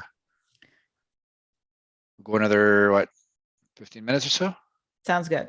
15 minutes. Okay, guys. We're gonna 15 minutes, and then I'm gonna have to cut it because there's hours worth of questions at this point. I tried DECA twice. Each time I was passing out almost, and the second sent me to the ER. I developed AFib. I will never do it again. But why did this happen from this compound? Everybody is going to react differently to any form of medication, and DECA can be very, very, very hard on some people that just don't tolerate it. Okay, I can't take DECA. If I took a massive dose of DECA, I'd probably wind up in the hospital. Some guys take it and they love it. So again, if you're going to try any of this stuff, try little baby doses, test your tolerance over a good period of time, and raise very, very gradually over time. It's powerful stuff, especially DECA. You really don't need a lot. You can just add a tiny little bit to your protocol, and it makes all the difference in the world. David House, I have read that sunflower lectin will help with volume. I use it. Sunflower lectin. Or lecithin, maybe. Probably lecithin. You like the big loads, Danny. So he could probably more answer that. Another one was it's not anise. It's something related to anise. Crap. There was like an herb that apparently increased load size. I'm trying to remember. Maybe it'll come to me. Thoughts on oxandrolone in addition to TRT to build more muscle? Does oxandrolone help to build more muscle? Yes.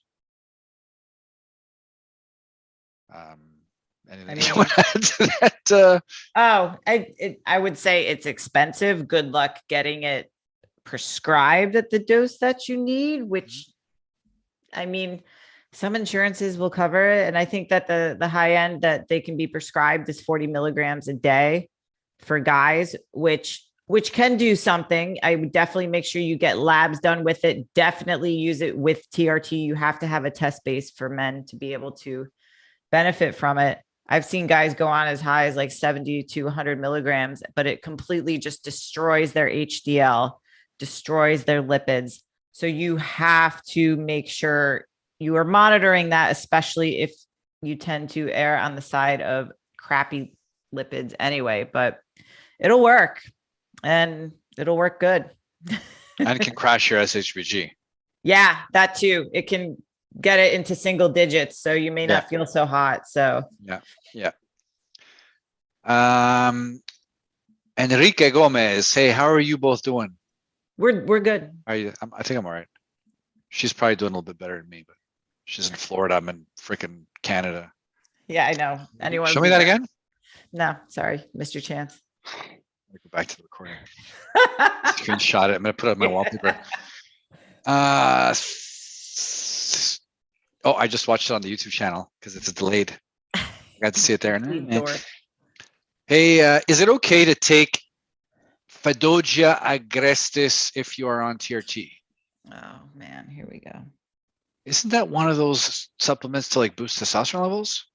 Yeah, it's one of the ones that Andrew Huberman brought up. And if you look at like the research papers that they did on it, long term, it did not show very positive benefits. I can't recall off the top of my head. I can send Danny the study that I was reading to put in the show notes and stuff. But I think it's something that stimulates LH. But I don't think that the long term, and it was in rats too. So again, anything that claims to be. If you're already on TRT, I really don't see why. Yeah. Speaking of Andrew, I had a chance to talk to him by phone last year. I had messaged him to like maybe do a podcast, and then we were planning on doing one, but then COVID hit. he was supposed to be coming to Canada. I was going to meet him. He doesn't want to do like the podcast like this anymore. He wanted to do everything like in person. So I've been waiting for a time to have something in person. So I may have him on at one point. We text from time to time a little bit here and there, but it would only be if it's in person. So I really like to have a talk about the effects of testosterone on the brain.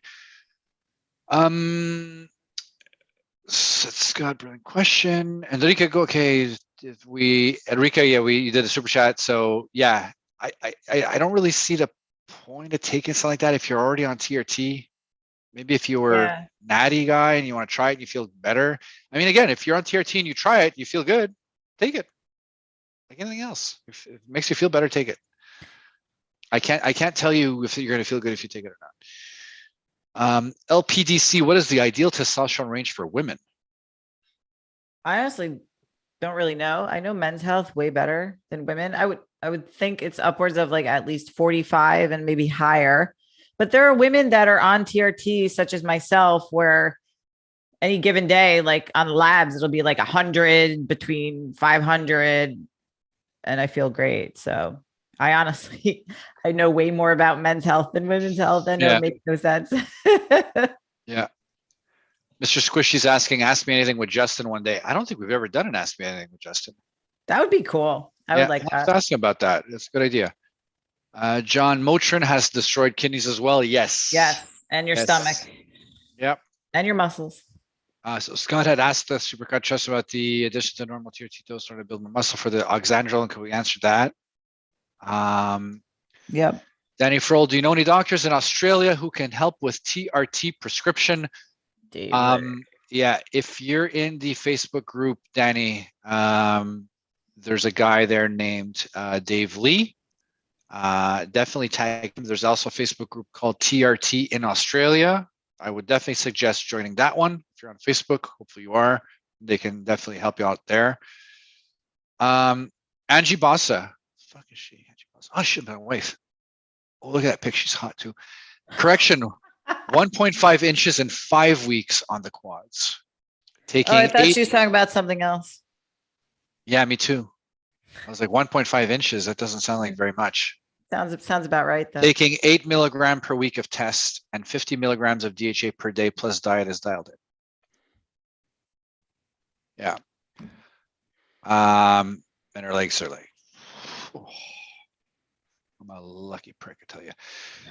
Can a Pepsi, Danny Frill, speak to Dave Lee? Yes. Tony B. Jr., hello. Ali and Danny, thank you so much for the live chat. Well done. Thank you, Tony. Thanks, Can a Pepsi. You're welcome. Angie Bossa Plus. Angie Bossa is adding plus 250 milligrams of carbs per day. Even as a pre-diabetic, I mitigated that with walking and berberine. So this was actually something that she tried a while back, upping the carbs because she wanted to put on muscle mass, and she's pre-diabetic. And every time she did it, her blood sugars would spike like crazy. So then she started incorporating walking, and she incorporated berberine, and now her carbs have been really high and her blood sugar is under control. So anybody who's pre-diabetic, definitely give that a try. Ali Shahan, super chat. Sorry, I'm just seeing it now. I don't have medical insurance, so I can't see a doctor. How can I get test injections? How can I buy? You got to go through a doctor. The doctors that take insurance are not recommended, or at least 99% of them, because they are constrained by the rules and regulations set out by the insurance companies. So they're not allowed to like prescribe beyond a certain amount, and they're not allowed to get your serum levels beyond a certain amount. That's why you need to go private for this stuff, because they can provide the treatment that they feel is warranted. They don't have their hands behind their back, but obviously there's a cost to it. So, Ali, you want to add anything to that? No, I mean, there are other options, but yeah. Ali, do you think society does not want men on TRT and steroids because it increases masculinity? Yeah, absolutely. And I'm very open about that, and very, as you can see, the tone of my voice changed drastically. Because I hate the term toxic masculinity with a passion. And it's very prevalent, especially in the fitness industry, with this movement of hyper feminism to eradicate masculinity from earth. And so I think I try to use my platform as much as possible to educate the difference between people being toxic and throwing around these terms that are supposedly a blanket term for how men are supposed to behave, which I can't stand. And quite often the younger boys in the audience, meaning like the trainers that are 25-ish plus, are so grateful that I bring this up because they're more confused than ever how to act in society and what their role in society is. And actually, Dave Lee and I go into over 2 hours of depth on this topic alone in testosterone school because it is such a huge taboo thing that no one wants to discuss, but I am happy to discuss. And anyone that wants to come at me about it can come at me about it. But I think more Absolutely. people than not are actually in agreement, even though they may not publicly voice that. So I absolutely think that whore Maxer too. My take on it very similar to Ali's. I have zero issue with the transgender movement, the gay movement, whatever you guys want to do, you want to go do. Personally, I'm a man. I feel very alpha, especially since I got on tier 2, to be honest. My business is going well. My life is going well. I'm very assertive. I will never be made to feel bad about my masculinity. So if somebody comes along and wants to try to insult me or look at you and you're this and you're that, I don't go around telling people like you're too gay or you're too transgender, or you're too straight or you're too feminine or you're too, I don't care. You guys do whatever you want. It doesn't affect me at all, but don't come at me to tell me, give me your views about me. I'm a man. I'm proud to be a man. I'm quite masculine. I'm not going to hide it. I'm not going to change it. That's who I am. And you guys are all free to do whatever the hell you want to do. Okay. So yeah, it's an issue. And do I think people want to be meant to be, not like this? Yes. I honestly feel that, a sick population is a profitable one, and they don't want to get everybody healthy, and they just don't. They're giving you, low T, take some antidepressant, here's some Viagra, and fuck off, basically. That's not how it's done. And you just take a look around. I go to grocery stores now and I just take a look around and I'm like, holy shit. Like, no, I'm not going to be like this. It's not going to happen. LPDC, Angie Bossa was asking how many times a week to inject. I believe she's doing, I think she was taking it twice a week, if I'm not mistaken. She's taking NS8, 4 milligrams twice a week.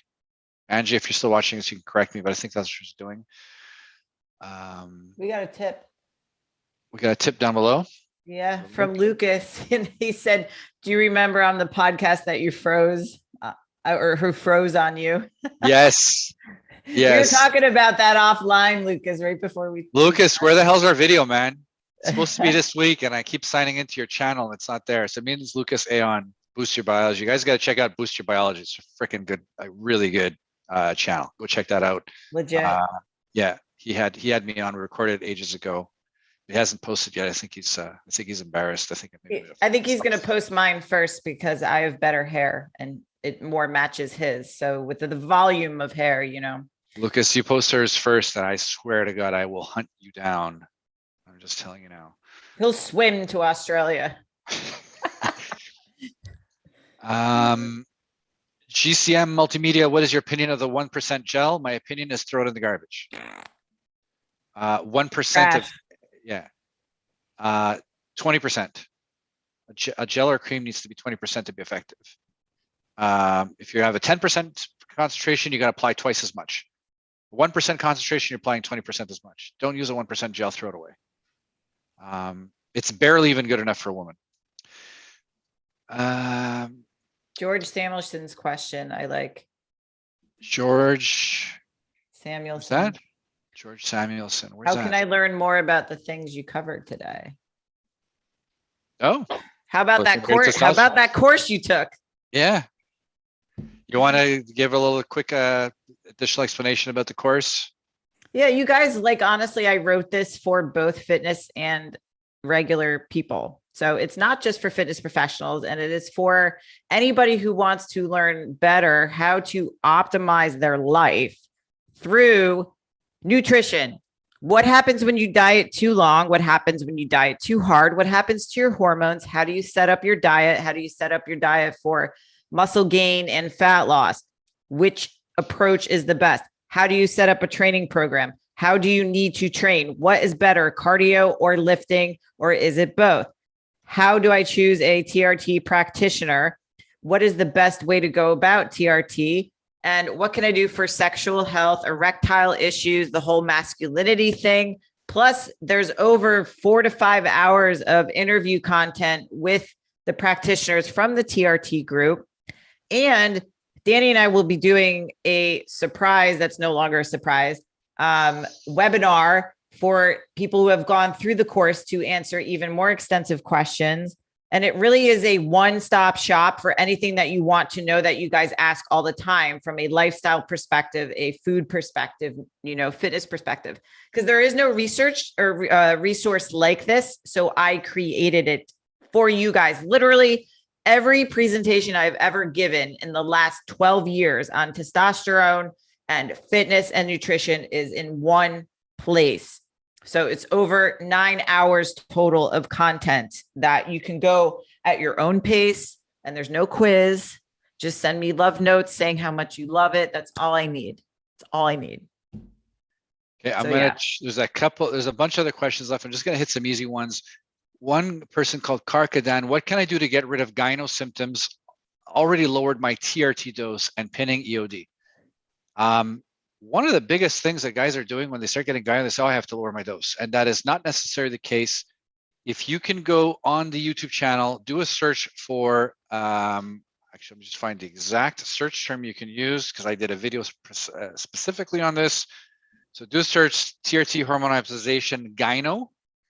So TRT and hormone optimization gyno. And there is a video that you're going to see called How I Fixed My Gynecomastia, How to Get Rid of It with TRT. Go check that one out. And no, you don't necessarily always want to lower your dose. That's a huge misconception and often makes things worse. Boost your biology. I don't remember you. Sorry. Don't remember who you are. That's Lucas, doofus. I know he's Lucas. Oh. Danny Frohl, does creatine cause hair loss? Yeah, Danny, you drink it by the gallon. That's why you have no hair, right? Never heard of that. Guys, there's a bunch of others. How do you avoid acne while on TRT? That we got a video on that one. Can TRT help with bone pain and inflammation? I have a bone-on-bone sacrum level 5, and it's constantly affecting my gym sessions. Yes, testosterone is a huge anti-inflammatory. It's going to make all the tissue around your joints stronger. But it also, the conversion to estradiol is going to help with bone density. Yes, absolutely. Can I keep fertility on while on TRT? We got a video on that one, guys. Do a search TRT and hormone optimization fertility. There's a ton of videos on that one as well. Fertility. Justin T, which TRT clinics do you recommend to those who want to switch or are getting started? So the ones we use, there is Gil's Place, www.elevatemensclinic.com. You could put /telemed at the end. He does pretty much all the states. We have Justin Groce at www.therestoreclinic.com. When you go on his page, he has a number of states he does. He's actually our thyroid expert. So if we have thyroid problems, he's our go-to. We got Dr. Jeffrey Rodebush in Florida, does telemed for anyone in Florida and some other states as well. www.kicksomemass.com, and mass has 3 S's. It used to have the mass with 2 S's, but then he didn't renew his domain name and somebody bought it. So now he bought the one with 3 S's. So it's the one with 3 S's. If you're in Texas, you can look up Dr. Jordan Grant. He works at Paris Medical Center. He does telemed for anyone in Texas. So that's a bunch. David, Dr. Andre Hines, crushing on Ali. Oh, thank you. I love you too. She's mine. She's mine. No, she's married. I'm just fucking with you. I'm the property of the TRT. Actually, Steven Devos owns me. I signed a contract for ownership. I wear a leash at night, but don't tell anyone. Ooh. Angie. Different video for that one too. Angie. Which TRT test for women using a 20-minute. Oh, Angie, I got to answer my wife's question. Test for women question, usually 20 milligram max per week. Most can get away with 10 milligram, according to Victor Black. Oh, that we're talking about, that was our question about how much women take. Women can take up to 20 milligrams, but most can get away with 10. Victor Black is not fond of women on too high of a dose. I remember when I first went on TRT years ago, a doctor had me at 25 milligram injections, and I was like, this feels weird. And then I would get my eyebrows waxed, and then all of a sudden the rest of my face was getting waxed. And I was like, maybe we need to go down. And Angie asks, I wish you could do this for women. I wish you would do this for women. My birthday, and then it just stopped. Actually, that's been requested. Obviously, a lot of women are like, can you please do a module for women's testosterone? So I'm going to do that. I'm obviously going to heavily research, but then outsource it, because with my niche in coaching, I just don't have the bandwidth to dive into that, because you guys know how complex women's health is, especially with the testosterone. So I think I will be recruiting Dr. Serrano also to help with that. Mm-hmm. Okay, and there's a Warzo at the bottom saying, I missed this question. I gotta go find this question. I was looking, I'm not sure. So. Oh, John, someone said he enjoys having me on the live streams. Thank you. I enjoy them as well. And hopefully they have me back.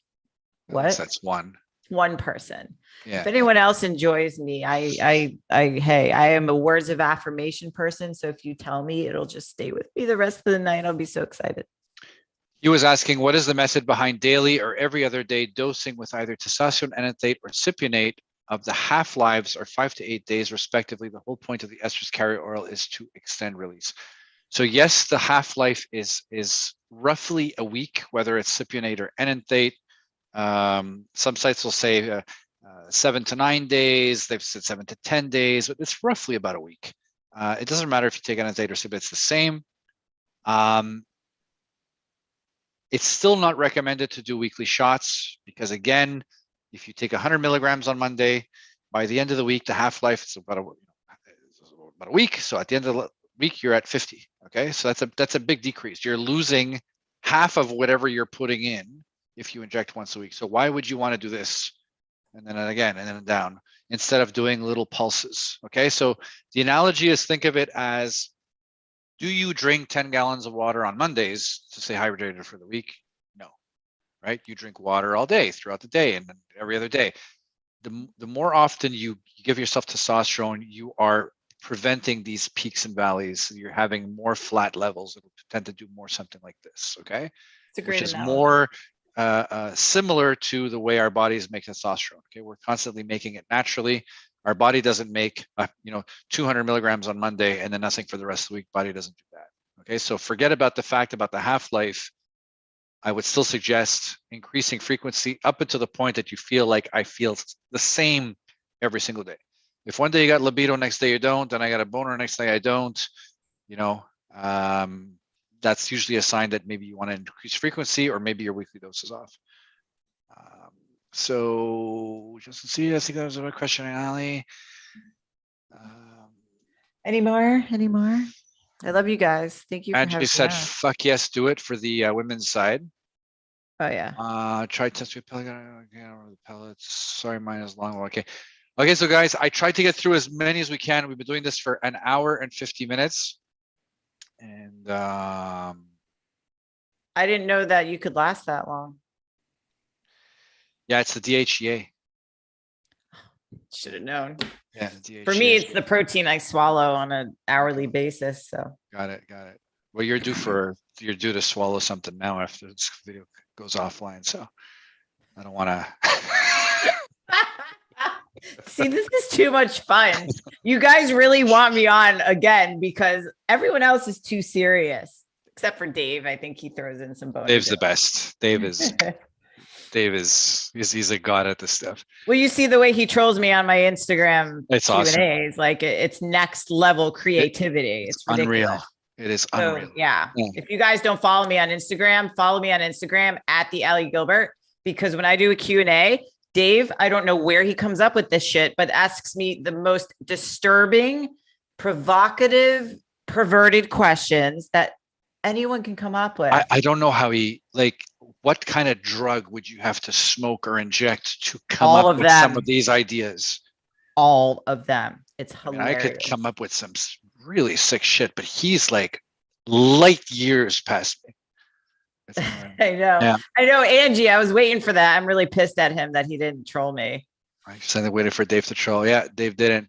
So, okay, guys, if you enjoyed this, definitely check out her course. I'm telling you, it's really good, especially if you're buying supplements. Just the savings on Thorne, you'll save a shit ton of money. You get to learn about diet. You get to learn about training. You get to learn about TRT. And just constantly adding to it. The link again is in the description of the video, right next to the testosterone school. You see it there. Again, the cart is going to be closing tomorrow as of 11:59 p.m. Eastern. So Monday the 21st, 11:59 p.m. Eastern. If you sign up between now and then, you save $300 on the course. Okay. Yep. What happens after 11:59 p.m. tomorrow? I probably won't put it on sale again until September. So you guys are never going to see it at this lower price ever again, because I will only be adding on to it. Got it. So they can still buy it after tomorrow, but it'll be full price, or you can't even buy it. Nope. You won't even be able to buy it as of that. You're cutting off the purchase Correct. of it to September. I don't know when I'll release it again, but when I do, it'll be much more expensive. And if you buy it now and I add on to it, you will receive those add-ons. Oh, cool. For no extra price. So okay. So guys, any of you want to learn about all this stuff, no brainer. Check it out. A bunch of people in the group already bought it, and I got messages saying like it's freaking great. They're going through it now, like one episode after the next. So okay, cool. Thank That's you. about it. And again, follow you on Instagram at the Ali Gilbert. Swallow your protein. Okay, Facebook. Ali Gilbert. Anything else? Find me in the group, trolling Dave, Danny, Gil, Jordan. Yeah. That's pretty much it. I do most of my content on Instagram. You guys will follow me on Instagram. You'll see a lot more activity. I don't really go at it as hard on Facebook. But she does go at it hard on Instagram. I go at it very hard. Dr. Whatever was crushing. If you want to see her go at it hard, slide in those DMs. Slide in them. Okay, guys.